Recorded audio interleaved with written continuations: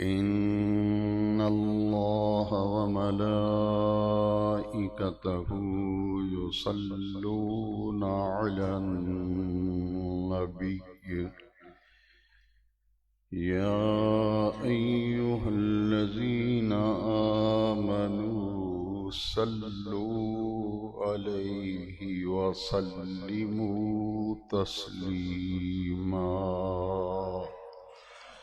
الصلاة والسلام عليك يا سيدي يا رسول الله بحضرة وعلى آلك وأصحابك يا سيدي يا خاتم النبيين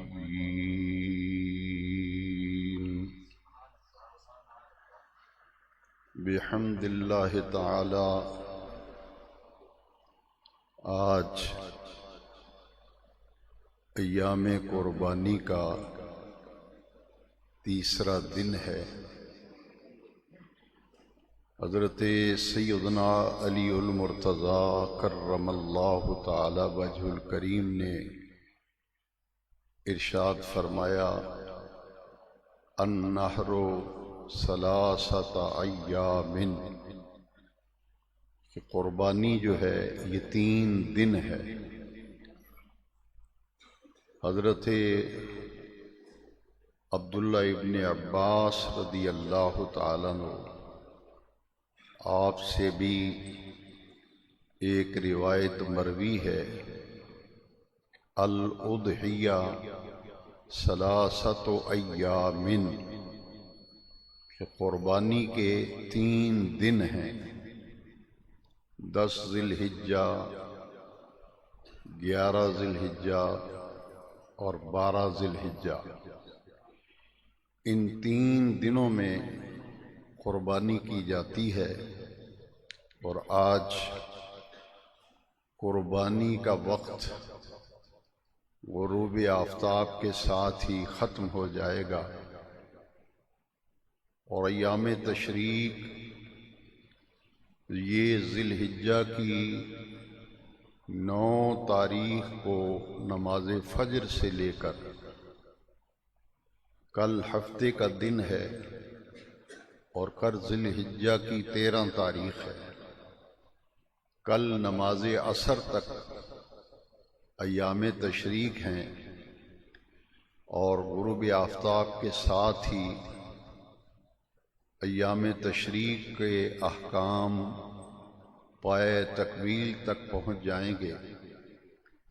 کل سورج غروب ہوتے ہی ایام تشریق مکمل ہو جائیں گے، لیکن تکبیرات تشریق یہ 9 ذی الحجہ سے 13 ذی الحجہ تک عصر کی نماز کے بعد تک ہر نماز با جماعت کے بعد بلند آواز سے تکبیر تشریق 1 مرتبہ پڑھنا واجب ہے، اور 3 مرتبہ بلند آواز سے پڑھنا افضل ہے۔ قربانی کا عمل یہ آج سے 4,500 سال پہلے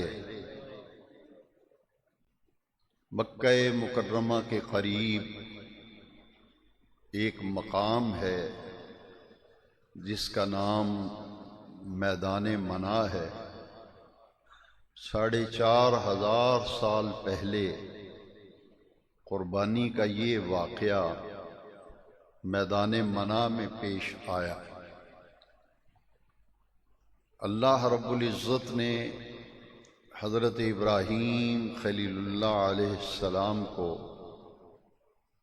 بہت سی باتوں میں امتحان لیا، آزمائش لی، جس کا ذکر قرآن مجید میں بھی فرمایا وَإِذِ ابْتَلَىٰ إِبْرَاهِيمَ رَبُّهُ بِكَلِمَاتٍ فَأَتَمَّهُنَّ۔ ان تمام امتحانات میں سے سب سے آخری امتحان اور سب سے بڑا امتحان اور کٹھن امتحان جو ہے وہ 4,500 سال پہلے منا کے اندر ہوا کہ اللہ رب العزت نے حضرت ابراہیم علیہ السلام کو خواب میں بیٹے کی قربانی کا حکم دیا۔ بظاہر آپ نے خواب دیکھا، لیکن نبی کا ہر خواب اللہ کی وحی ہوتا ہے، اور نبی کا ہر خواب اللہ کا حکم ہوتا ہے، اور اس پر عمل کرنا، اس خواب کو پورا کرنا، یہ نبوت کا تقاضا ہوتا ہے۔ اسی لیے حضرت ابراہیم خلیل اللہ علیہ السلام نے بیٹے کو ذبح کرنے کا یہ عمل خواب میں دیکھا، تو وہاں حضرت ابراہیم علیہ السلام نے وحی الہی اور حکم الہی پر عمل کرنے کے لیے بیٹے کو ساتھ لیا اور منا کے میدان میں پہنچے۔ منا کا معنی ہی آزمائش ہے، امتحان ہے، یعنی یہ وہ امتحان جو ہوا یہ اس میدان میں ہوا جس کا نام ہی منا ہے، آزمائش، امتحان۔ حضرت ابراہیم خلیل اللہ علیہ السلام اولو العزم پیغمبر ہیں، اولو العزم نبی ہیں۔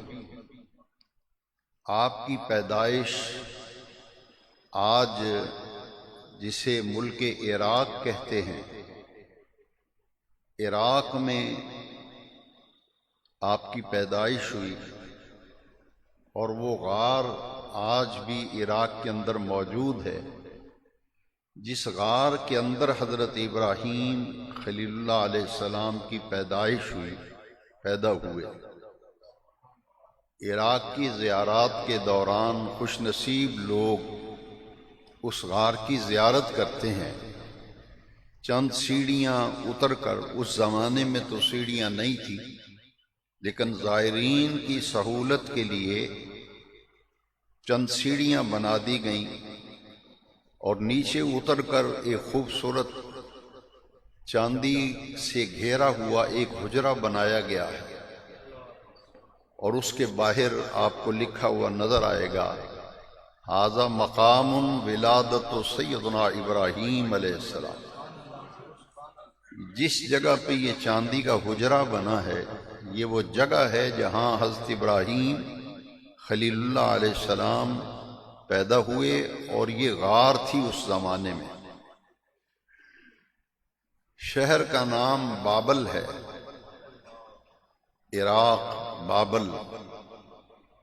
حضرت ابراہیم علیہ السلام جس ماحول میں پیدا ہوئے، اس زمانے میں 4 کام بڑے عروج پہ تھے۔ ایک، بتوں کی پوجا پرستش، کہیں بھی کوئی بھی اللہ کو ماننے والا، توحید کو ماننے والا نہ تھا، پورا ماحول ہی مشرکانہ تھا، بت پرستی کا ماحول تھا۔ صرف بتوں کی ہی پوجا پاٹ نہیں کی جاتی تھی، بلکہ مختلف فرقے جیسے ہیں۔ اس زمانے میں ایک طبقہ ایسا تھا جو چاند کا پجاری تھا، وہ چاند کو خدا مانتا تھا۔ ایک طبقہ ایسا تھا جو سورج کو خدا مانتا تھا۔ ایک طبقہ ایسا تھا جو ستاروں کی پوجا کرتا تھا۔ ستاروں کی پوجا، چاند کی پوجا، سورج کی پوجا، پتھر اور لکڑی کے بنے ہوئے بتوں کی پوجا۔ اس ماحول میں حضرت ابراہیم علیہ السلام پیدا ہوئے، اور نمرود کا دور حکومت تھا۔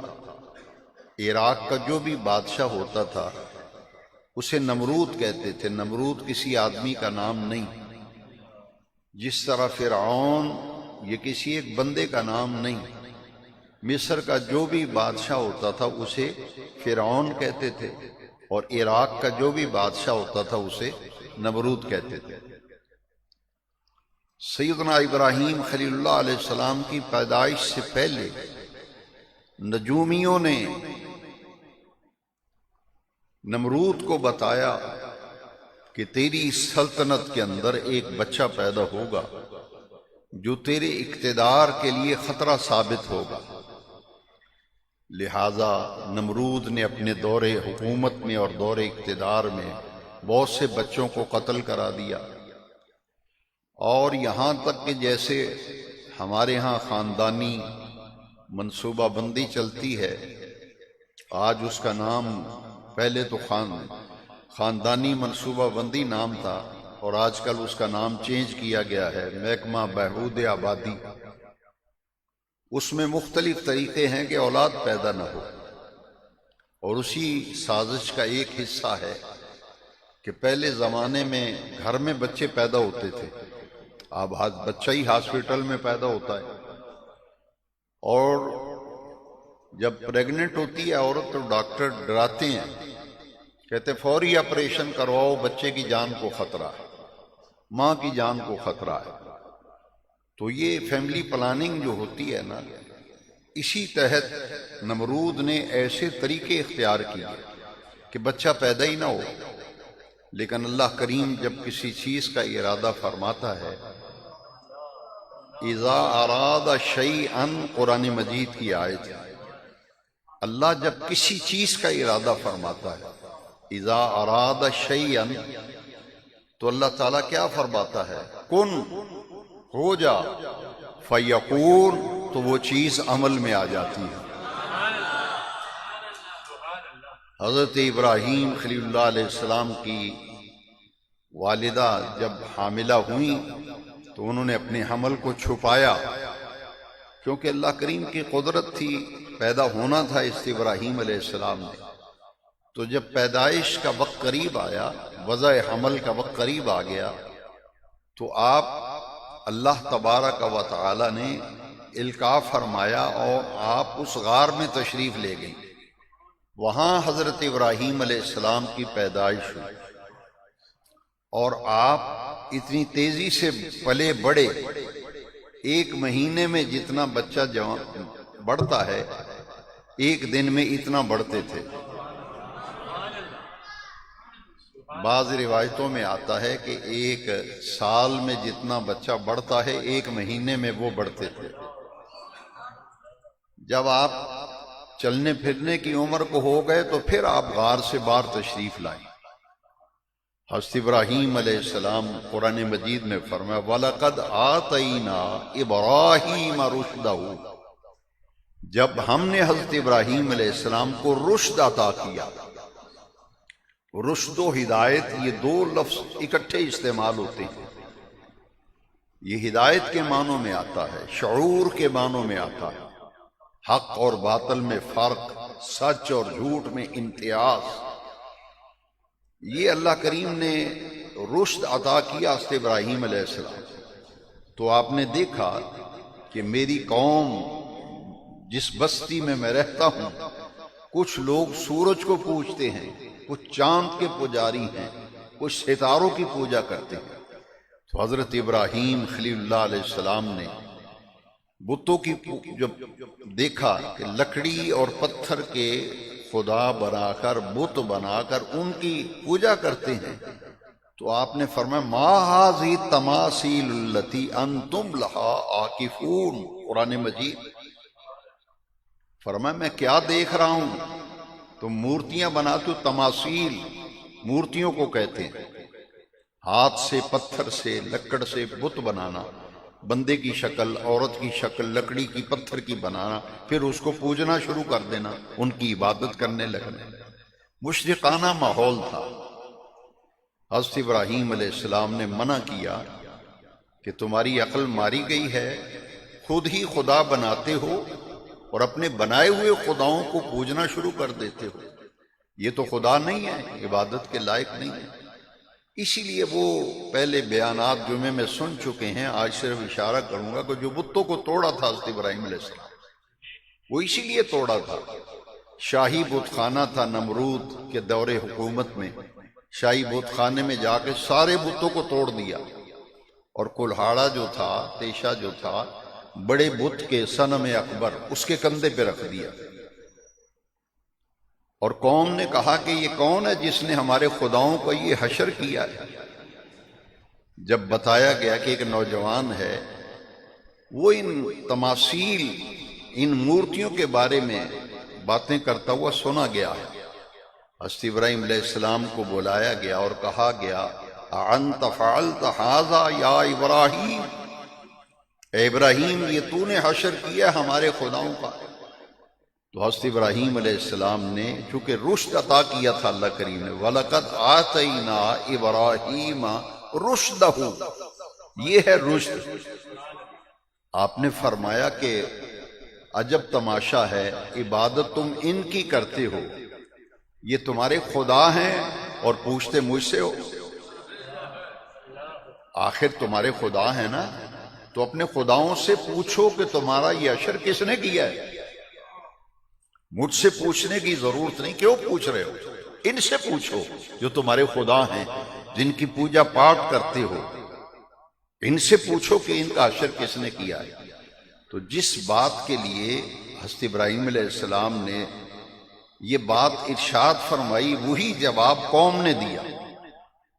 آپ خود نہیں کہنا چاہتے تھے، ان کی زبان سے اگلوانا چاہتے تھے، اس لیے قوم نے وہی جواب دیا، کہا اے ابراہیم یہ تو بھی جانتا ہے کہ یہ نہ بولتے ہیں، نہ سنتے ہیں، نہ دیکھتے ہیں، ہم ان سے کیسے پوچھیں؟ پھر اللہ کا قرآن سنیے، آپ نے اس موقع پہ فرمایا تو اف لکم، اف ہے تمہارے اوپر، تمہاری مت ماری گئی، عقل ماری گئی، ان کی پوجا پاٹ کرتے ہو جو نہ دیکھتے ہیں، نہ سنتے ہیں، نہ نفع کے مالک، نہ نقصان کے مالک، ان کے اوپر مکھی بیٹھ جائے اس کو نہیں اڑا سکتے۔ اب یہ جو حضرت ابراہیم علیہ السلام نے کام کیا نا، اسے کہتے ہیں دعوت و تبلیغ، دعوت و تبلیغ۔ اور پھر حضرت ابراہیم علیہ السلام کے والد ماجد کا نام ہے حضرت تارخ، وہ حضرت ابراہیم علیہ السلام کی پیدائش سے پہلے ہی ان کا انتقال ہو گیا تھا۔ تارخ قرآن مجید میں جو لفظ آئے ہیں نا، وَإِذْ قَالَ لِأَبِيهِ آزَرَ، ابراہیم علیہ السلام نے اپنے باپ آزر سے کہا۔ یہاں اعلیٰ حضرت نے کنز الایمان فی ترجمۃ القرآن میں بھی اِذْ قَالَ لِأَبِيهِ کا معنی یہی کیا ہے کہ جب ابراہیم علیہ السلام نے اپنے باپ سے کہا۔ یہاں لوگوں کو غلطی لگ گئی، کہا کہ آزر جو ہے وہ حضرت ابراہیم علیہ السلام کا باپ تھا، باپ نہیں چچا تھا۔ لیکن باپ کا لفظ اس لیے استعمال ہوا کہ ہمارے گھروں میں بھی یہ رواج ہے کہ جو باپ سے بڑا بھائی ہوتا ہے نا، اس کو تایا ابو کہتے ہیں، بعض گھروں میں کہتے ہیں بڑے ابو، بڑے ابو۔ اب یہ اب کا لفظ چونکہ اہل عرب کے ہاں چچا کے لیے بھی استعمال ہوتا تھا، سمجھ رہے ہیں؟ لفظ ابن یعنی باپ، اب کا لفظ یہ چچا کے لیے بھی استعمال ہوتا تھا، اس لیے حضرت ابراہیم علیہ السلام کے لیے یہ لفظ قرآن میں آئے کہ جب اپنے باپ یعنی مراد چچا ہے، آزارا نام آیا، چچا کا نام آزر تھا، آزر۔ اور حضرت ابراہیم علیہ السلام نے اپنے چچا سے کہا۔ یہاں اعلیٰ حضرت نے ترجمہ باپ کیا ہے، لہذا وہ لوگوں کو مغالطہ دیتے ہیں کہ دیکھو اعلیٰ حضرت نے بھی تو باپ ترجمہ کیا ہے۔ وہ باپ ترجمہ صحیح کیا ہے، کیونکہ بڑے ابو، بڑے پاپا، تایا ابو، یہ اب کا لفظ چچا کے لیے بھی استعمال ہوتا ہے۔ اور باپ کا نام کیا تھا؟ تارخ، تی الف تا را اور خے، تارخ۔ آزر جو ہے وہ چچا تھا، کیونکہ دعا جو ہے وہ اہل ایمان کے لیے مغفرت کی جاتی ہے، جو اہل ایمان نہیں اس کے لیے دعائے مغفرت کرنا نبی کے لیے بھی منع ہے کہ صاحب ایمان کے لیے مغفرت کی دعا کی جاتی ہے۔ جو صاحب ایمان ہی نہیں، مسلمان ہی نہیں، اس کے لیے بخشش کی دعا کرنا منع ہے، نہیں مانگ سکتے۔ اگر حضرت ابراہیم علیہ السلام کے باپ تارخ نہ ہوتے، آزر ہوتا باپ، تو پھر حضرت ابراہیم علیہ السلام کی وہ دعا جو قرآن میں لکھی ہوئی ہے اور ہر نمازی نماز میں پڑھتا ہے، یہ دعائے خلیل ہے، تمام نمازیوں کو یہ علم ہونا چاہیے، اس پتہ ہونا چاہیے کہ نماز کے اندر جو دعا پڑھتے ہیں رب اجعلنی مقیم الصلاۃ ومن ذریتی ربنا وتقبل دعا ربنا اغفر لی ولی والدی وللمؤمنین یوم یقوم الحساب. یہ نماز میں پڑھتے ہیں. یہ دعا کس کی ہے؟ حضرت خلیل اللہ سیدنا ابراہیم علیہ السلام کی دعا ہے. اس دعا سے پتہ چلتا ہے کہ آزر جو ہے وہ چچا تھا، باپ نہیں تھا، کیونکہ دعائے مغفرت غیر مومن کے لیے دعائے مغفرت نہیں ہے. حضرت ابراہیم علیہ السلام کا اپنے باپ کے لیے اور اپنی ماں کے لیے دعا کرنا یہ اس بات کی دلیل ہے. حضرت ابراہیم علیہ السلام کے والد بھی مومن تھے اور ان کی والدہ بھی مومنہ تھی. اب جب سورج کے پجاری جو ہیں ان سے آپ نے فرمایا بھائی تم سورج کو خدا مانتے ہو، عبادت کرتے ہو؟ انہوں نے کہا ہاں ابراہیم یہ ہمارا خدا ہے.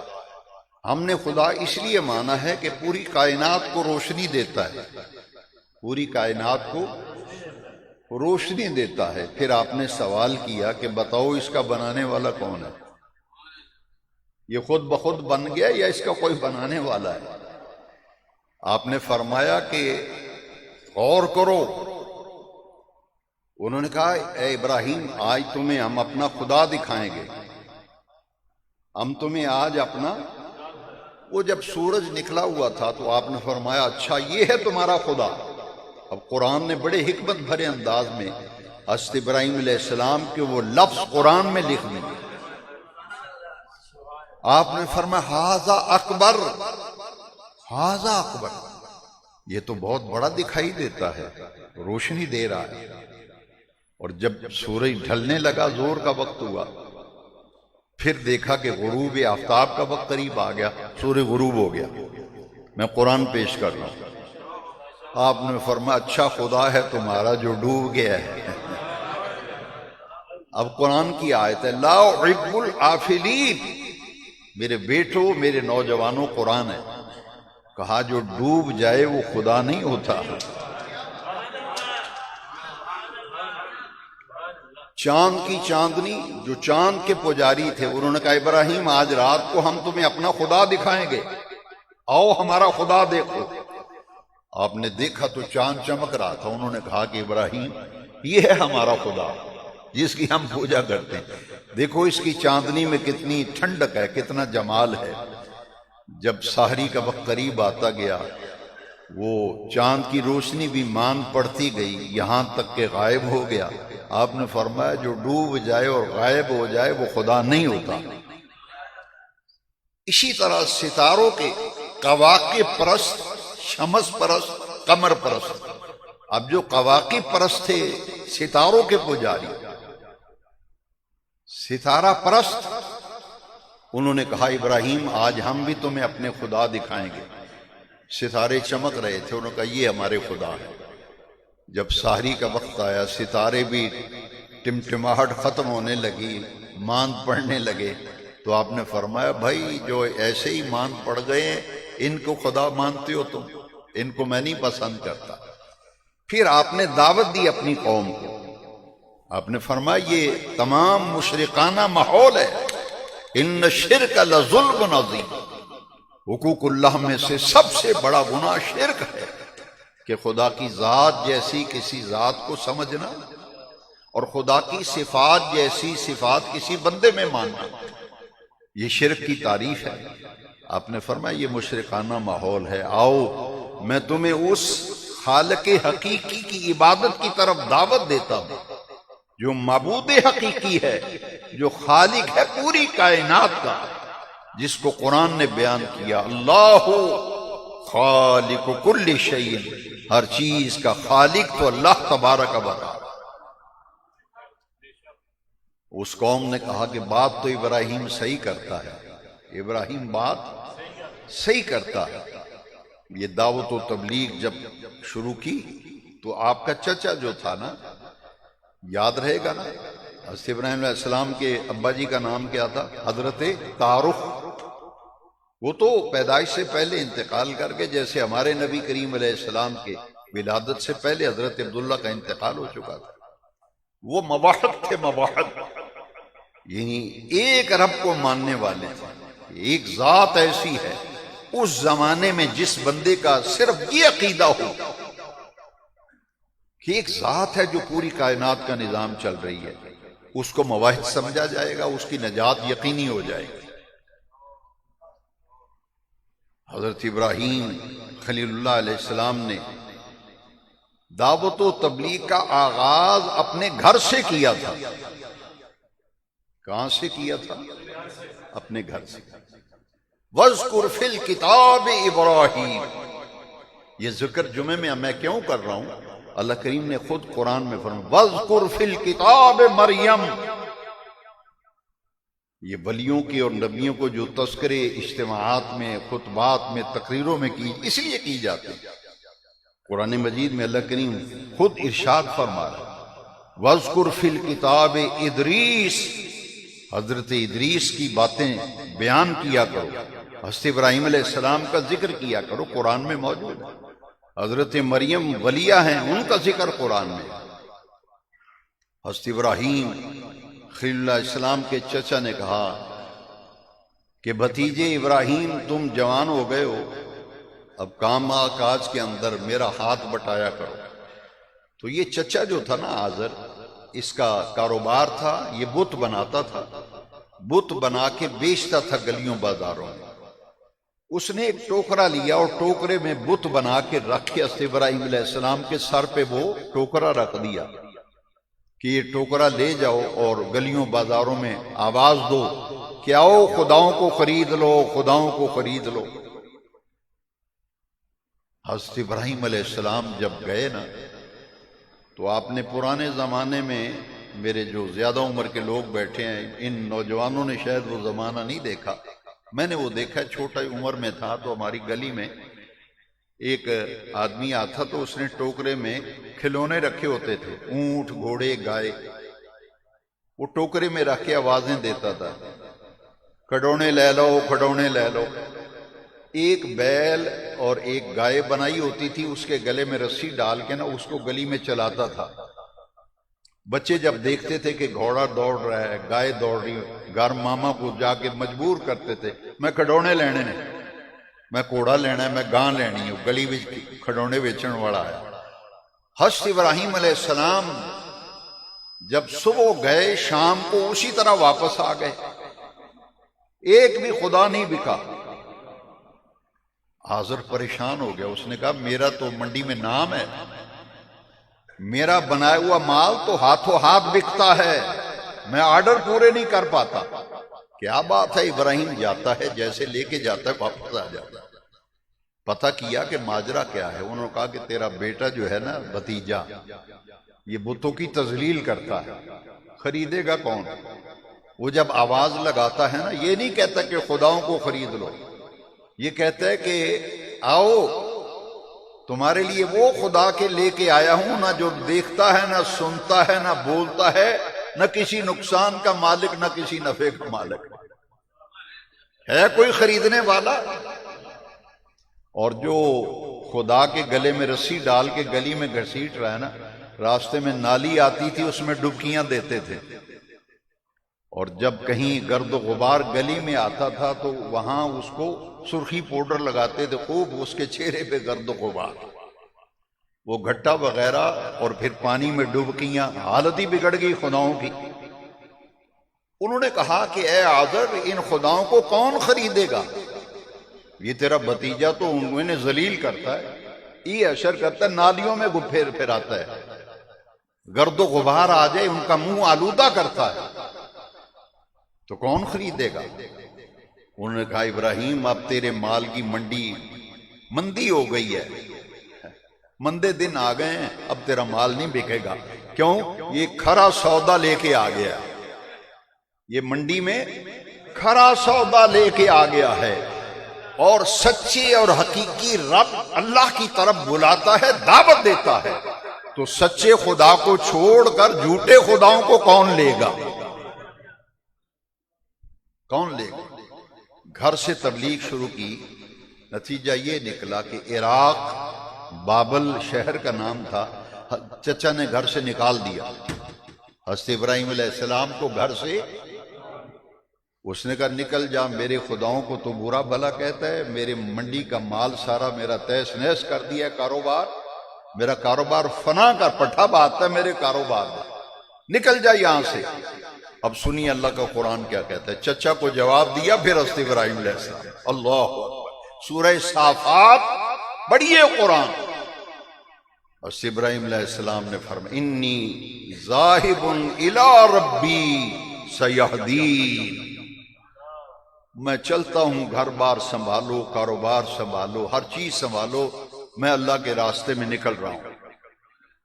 انی ذاہب الی ربی سیہدین، میں اپنے رب کے راستے میں نکل رہا ہوں، میرا رب مجھے خود اپنے راستوں کی ہدایت عطا کرے۔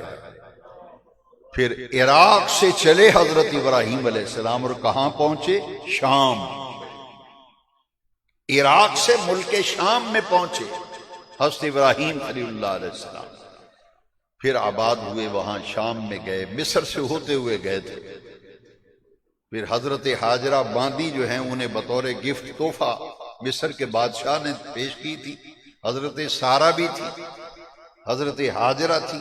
شام میں جب گئے، وہاں مصر میں گئے، شام میں گئے، فلسطین میں گئے، مختلف علاقوں میں ہجرت کر کے دعوت اللہ، لوگوں کو اللہ کی عبادت کی طرف بلانے لگے کہ آؤ بتوں کی پرستش سے نجات حاصل کرو، اور ایک اللہ وحدہ لا شریک لہ جو رب العالمین ہے، حقیقی معبود ہے، اس کے سوا پوری بھری کائنات میں کوئی عبادت و سجدے کے لائق نہیں، اس اللہ کی طرف بلایا، لوگ ملتے گئے، ایمان لاتے گئے حضرت ابراہیم علیہ السلام۔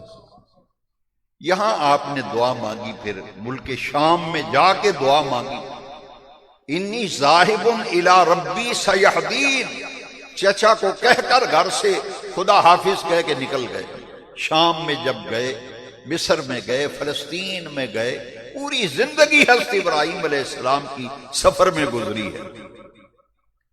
ملک شام میں جا کے پھر آپ نے دعا مانگی، 80 سال سے زیادہ عمر ہو گئی تھی، اب دعا مانگی رب حب لی من الصالحین، یا اللہ 80 سال عمر ہو گئی ہے، ایک بیٹا عطا کر دے جو صالحین میں سے ہو۔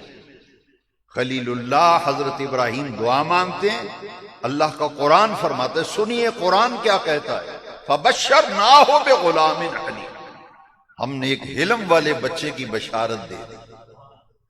ابراہیم علیہ السلام کے ہاں حضرت اسماعیل پیدا ہوئے، انہی کی قربانی کا حکم آیا تھا۔ حضرت ابراہیم علیہ السلام یہاں سے ملک شام میں دعا مانگی، بیٹا ملا۔ 13 سال کی عمر جب ہوئی حضرت ابراہیم علیہ السلام کے بیٹے فرزند ذبیح اللہ حضرت سیدنا اسماعیل علیہ السلام، اس وقت آپ مکہ مکرمہ میں تھے۔ حضرت حاجرہ حضرت اسماعیل کو اللہ کے حکم سے حضرت ابراہیم چھوڑ کے آئے تھے حجاز مقدس، بیت اللہ شریف کے پاس مکہ مکرمہ میں۔ پچھلے خطبات جمعہ میں اس کا میں ذکر کر چکا ہوں۔ یہیں مکے میں تھے 13 سال کی عمر میں، اور مکے کے قریب ہی میدان منا ہے۔ چھری اور رسی لے کر کے گئے، اور منا کے اندر جا کر کے آپ نے اپنے خواب پر عمل کیا۔ نبی کا خواب اللہ کا حکم ہوتا ہے، ایسا عمل کیا کہ بیٹے کو لٹا دیا، اوندا کر کے لٹایا۔ چھری جب چلائی تو ادھر سے آواز آئی، فَنَادَيْنَاهُ أَن يَا إِبْرَاهِيمُ قَدْ صَدَّقْتَ الرُّؤْيَا إِنَّ كَذَلِكَ نَجْزِي الْمُحْسِنِينَ، تو نے اپنا خواب سچا کر دکھایا۔ حضرت ابراہیم علیہ السلام نے جب چھری چلائی تو خون کا فوارہ نکلا نا، ہاتھوں کو جب خون لگا تو سمجھے کہ اسماعیل کی قربانی ہو گئی۔ چونکہ چہرے پہ نقاب تھا، بیٹے کی رائے پر چہرے پہ نقاب ڈالا تھا۔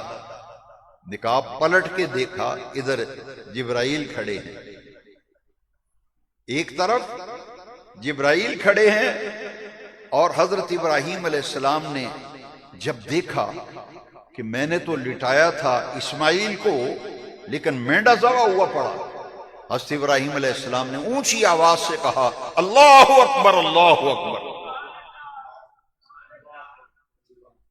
اللہ اکبر کہا نا، ادھر جبریل بولے لا الہ الا اللہ واللہ، جبریل کی طرف دیکھا، جبریل نے پڑھا لا الہ،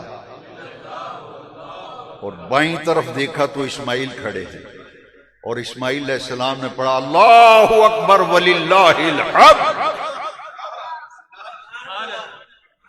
جو عید کے دن تکبیر پڑھتے ہو نا، یہ ہے اللہ اکبر اللہ اکبر، یہ حضرت ابراہیم نے کہا، لا الہ الا اللہ یہ واللہ اکبر کس نے کہا؟ جبریل امین نے، اور اسماعیل علیہ السلام ذبیح اللہ نے اللہ اکبر وللہ۔ ابراہیم علیہ السلام کبھی دمبے کو دیکھتے ہیں، کبھی اسماعیل کے چہرے کو دیکھتے ہیں، پھر ادھر سے آواز آئی فدیناہ بذبح عظیم، اے ابراہیم حیران نہ ہو، تیری نیت، تیرا ارادہ، تیرا اخلاص، اس نے نیت قبول ہو گیا، ہم نے اسماعیل کو بچایا، جنت سے مینڈا بھیجا جو تیرے بیٹے اسماعیل کا فدیہ تھا۔ قربانی اصل میں یہ تھی کہ ادھر جانور کے گلے پہ چھری چلے، ادھر تمہاری نفسانی خواہشات بھی چھری چلے، یہ ہے اصل میں۔ وَلَقَدْ آتَيْنَا إِبْرَاهِيمَ رُشْدَهُ وَاذْكُرْ فِي الْكِتَابِ إِبْرَاهِيمَ۔ اتنا مقام ہے کہ نماز کے اندر درود پڑھتے ہو، اللہم صلی علی محمد وعلی آل محمد کما صلیت علی ابراہیم وعلی آل ابراہیم انک حمید مجید، اللہم بارک علی محمد وعلی آل محمد کما بارکت علی ابراہیم وعلی آل ابراہیم انک حمید مجید۔ نماز کے اندر درود ہے خلیل اللہ پر، پھر نماز کے اندر وہ دعا ہے جو سیدنا ابراہیم کی دعا ہے اور قرآنی دعا ہے، رب اجعلنی مقیم الصلاۃ ومن ذریتی ربنا وتقبل دعا ربنا اغفر لی ولوالدی وللمؤمنین یوم یقوم الحساب۔ میں نے مختلف خطبات میں یہ جو سوال آج کل آ رہا ہے کہ قربانیاں ضائع ہوتی ہیں، اتنے بکرے دمبے چھترے اونٹ گائے گٹے کٹتے ہیں، پیسے غریبوں میں بانٹو، یہ اصل میں اندر سے دشمن ہے دین کے، ملحد قسم کے لوگ، وہ پروپیگنڈا کالجوں میں اسکولوں میں پروفیسر پڑھے لکھے اپنے آپ کو کہتے ہیں لیکن پڑھے لکھے جاہل ہیں، یہ سب پڑھے لکھے دین کا علم نہیں ہے، اس بیچارے نے اسی طرح کہنا۔ اس کے جواب تو میں دے چکا ہوں عید کے اجتماع میں، لیکن ایک بہت پیاری بات، اور یہ میں اپنے دلائل میں سے آج اس سے مکمل موضوع کو کر رہا ہوں، جو کہتے ہیں پیسے غریبوں میں بانٹو، میں آپ سے پوچھ سکتا ہوں اپنے بیٹوں سے جوانوں سے کہ مجھے بتاؤ جو حضور نے آخری حج فرمایا تھا، ایک ہی حج کیا حضور نے، حجۃ الوداع، حضور نے کتنے اونٹ ذبح کیے تھے؟ ماشاءاللہ جو سنتے رہتے ہیں وہ فر فر جواب دے رہے ہیں، آپ بھی سنا کرو تاکہ آپ بھی جواب دے سکیں۔ کتنے اونٹ ذبح کیے؟ اس پڑھے لکھے پروفیسر کو، اس اسکول ٹیچر کو آج پتہ چل گیا، غریبوں کا ہمدرد پیدا ہو گیا۔ کیا کسی صحابی نے حضور سے کہا تھا کہ 63 اونٹاں دے پیسے غریباں چ نہ بن چھڑی؟ سوچنے کی بات ہے یا نہیں؟ وہ ایک اونٹ نہیں، ایک دمبا چھترا بکرا نہیں، 63 اونٹ، وہ بھی یمن سے مولا علی لے کے آئے۔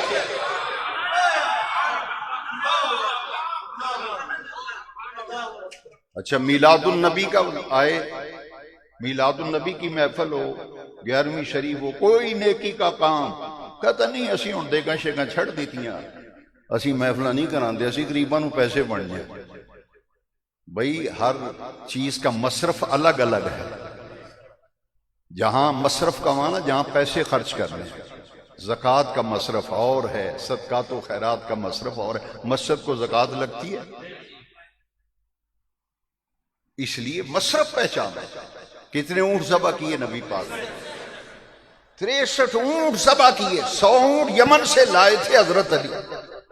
اور حضرت مولا علی جب حضور کا وصال ہوا اور آخری حج کیا، حضور نے ایک ہی حج کیا، مولا علی یمن کے گورنر تھے اس وقت، یمن کے، حضور نے انہیں گورنر بنا کے یمن میں بھیجا، وہ یمن سے اونٹ لے کے آئے تھے منا میں قربان کرنے کے لیے حج کے موقع۔ 63 اونٹ 63 حضور نے اپنے ہاتھ سے ذبح کیے، اور 63واں اونٹ ذبح کر کے چھری مولا علی کو پکڑا دیا۔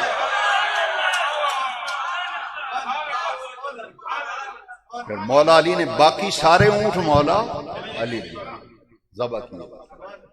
وہاں کوئی ایسا تھا، کوئی ایسا ان جیسے بے وقوف پڑھے لکھے بے وقوفوں جیسا جو حضرت علی سے کہتا ہوں بس کرو 63 تے کر دیتے نبی پاک نے، تو ہن ضروری کرنے نے آپ انج نہ کریے ہونے اونٹ بیچ کے پیسے ماڑیاں بندیاں ونڈ چھڑیے۔ کیسی بے وقوفانہ بات ہے۔ واجب ہے قربانی۔ قرآن کہتے وَتَرَقْنَا عَلَيْهِ فِي الْآخِرِينَ، جب تک سورج چاند گردش کرتا رہے گا ابراہیم تیری سنت کو ہر یوم النہر کو ذی الحجہ کی 10 تاریخ کو میرے محبوب کی امت قیامت تک قربانیوں کے جانور ذبح کرتی رہے گی۔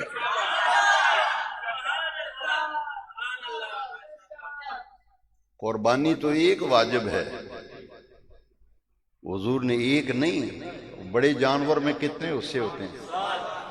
حضور 63 اونٹ ذبح کیے تھے۔ یہ کیوں کیے تھے؟ 64واں اونٹ حضور ذبح نہیں کر سکتے تھے، تھک گئے تھے معاذ اللہ، نہیں، بات یہ تھی کہ حضور نے قمری سال کے اعتبار سے 63 برس عمر پائی میرے نبی پاک۔ کتنی عمر پائی؟ 63 سال حضور نے عمر پائی قمری مہینوں کے اعتبار سے، چاند مہینوں کے اعتبار سے۔ گویا 63 اونٹ حضور نے اپنے ہر ایک عمر مبارک 1 سال کی قربانی پیش کر دی۔ ایک اونٹ خیرات کر دیا اپنی 63 سالہ زندگی، اپنی عمر مبارک کے ہر سال کی 1 اونٹ کی قربانی پیش کر دی۔ اور اس میں ایک لطیف اشارہ تھا، ایک لطیف اشارہ تھا کہ اب میں تمہارے درمیان زیادہ دیر ٹھہرے نہیں گا، میرے 63 برس پورے ہو جائیں گے، میں اس دنیا کو چھوڑ کر اپنے رب کے پاس چلا جاؤں گا۔ یہ لطیف اشارہ تھا 63 اونٹ سے ذبح کرنا۔ تو دوستو شکر کرو، آج ہمیں قربانی کا 3را دن مل گیا، کل ایام تشریق ہیں۔ یہ جو تکبیریں لوگ چھوڑ گئے ہیں یہ نہیں پڑھتے، نفل بھی چھوڑ گئے، وہ نیٹ پہ سوشل میڈیا پہ کسی بے وقوف کی ایسی جاہل جس کے پاس نہ قرآن کا علم، اوپر سے دیکھ کے ناظرہ قرآن نہیں پڑھ سکتا وہ، اور جس کو مانتے پھرتے ہو نا، وہ جب قرآن پڑھتا ہے ذرا قرآن کھول کے دیکھو، ناظرہ قرآن غلط پڑھتا ہے، قوم اسے مان رہی ہے، فالو کر رہی ہے، ہم اسے فالو کرتے ہیں، وہ فالو قرآن کو کر یا حدیث کو کر۔ اچھا اس جیل میں اس سے پہلے جتنے دنیا میں مسلمان گئے سب کافر ہی مرے ہیں، وہ کہتے ہیں میں ہی مسلمان ہوں باقی سب غلط ہیں۔ تو میں پوچھ سکتا ہوں کہ 1400 سال تو ہو گئے حضور کو وصال فرمائے ہوئے، تو اس جیل میں سے پہلے جتنے مسلمان گئے ہوں وہ ایویں ہی ٹر گئے دنیا تو۔ کیسا تماشا ہے کہ دین کے وہ معاملے جو قرآن و حدیث کی نص سے ثابت ہیں، میرے بیٹو زندگی میں ادھر ادھر سورج مغرب سے نکل آئے لیکن اس راستے کو نہ چھوڑنا جو 1400 سال سے امت جس راستے پہ چلی آ رہی ہے، اور راستے کا نام ہے وہ اہل السنہ والجماعہ، وہ اہل السنہ والجماعہ۔ یہ وہ طریقہ ہے جو دور صحابہ سے آج تک امت میں چلا آ رہا ہے۔ زمانہ ادھر کا ادھر ہو جائے اس راستے کو نہیں چھوڑنا۔ وآخر دعوانا